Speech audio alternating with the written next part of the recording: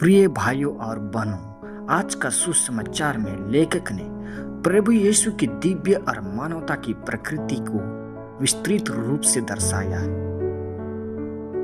यह सुसमाचार हमें यह बताता है कि यीशु केवल एक ऐतिहासिक व्यक्ति ही नहीं, बल्कि वह ईश्वर का शब्द है जो संसार में आया और मानवता के उद्धार के लिए अपनी उपस्थिति प्रकट की। सुसमाचार में हम देखते हैं कि शब्द का महत्व। आदि में शब्द था और शब्द ईश्वर के साथ था और वह शब्द ईश्वर था।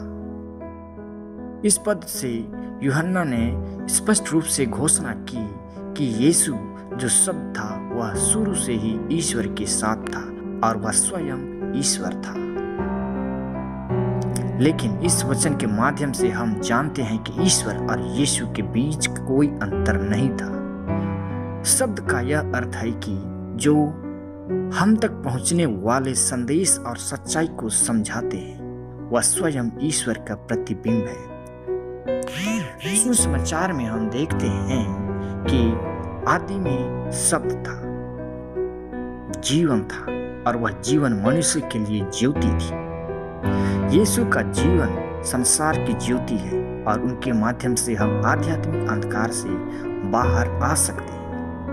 हमें यह सिखाता है कि जैसे सूर्य की रोशनी हमें भौतिक अंधकार से बाहर निकालती है, वैसे ही प्रभु यीशु का जीवन हमारे आत्मिक अंधकार को दूर करता है। वचन शरीर बन गया, यानी कि शब्द शरीर बन गया और हमारे बीच निवास करने आया।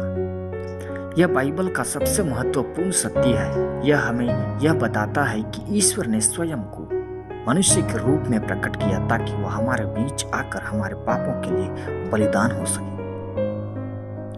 इस वचन में, इस सुसमाचार में शब्द का शरीर बनना यह नहीं कहता कि ईश्वर ने अपनी दिव्यता को त्याग दिया, बल्कि वह मानवता को अपनाकर हमारे लिए आकर हमें सिखाने और बचाने के लिए आया।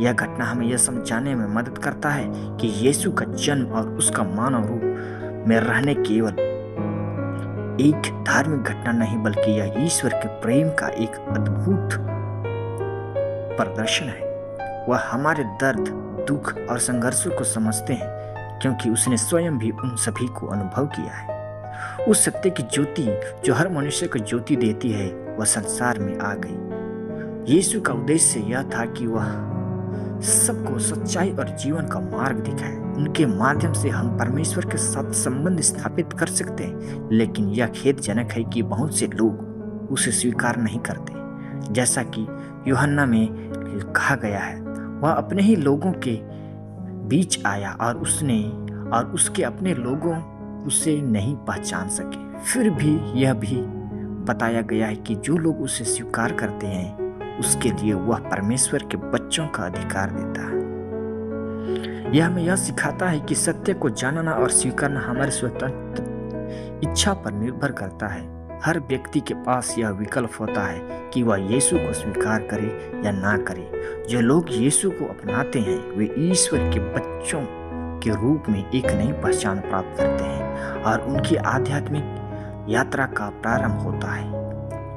सुसमाचार में कहा गया है कि हमने उसकी महिमा देखी।